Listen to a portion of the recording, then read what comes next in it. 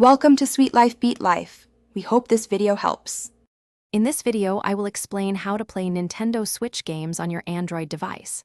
First, you'll need to select a reliable emulator, such as Yuzu or Skyline, which are popular choices for Android. Next, confirm your phone or tablet has sufficient processing power and at least 6 GB of RAM for smooth gameplay. Finally, download and install the emulator application directly onto your device, preparing it for the next steps in the setup process. Once your emulator is installed, the next crucial step is acquiring your game files. It's important to legally obtain these from games you already own, either by dumping your physical cartridges or downloading your digital purchases. These game files usually come in NSB or XCI formats. After obtaining them, transfer these files to a clearly labeled folder on your Android device, making them easily accessible for the emulator to locate and load. With your game files ready, it's time to configure your emulator for the best experience.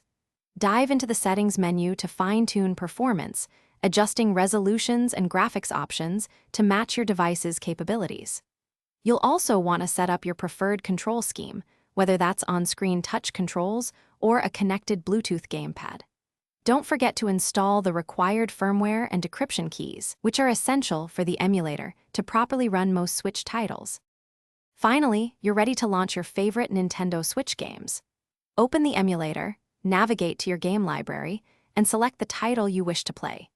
If you experience any performance issues, such as frame drops or graphical glitches, revisit the emulator settings to make further adjustments.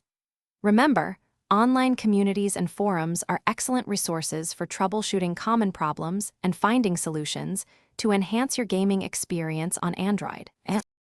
Thanks for watching. Consider subscribing if we helped you.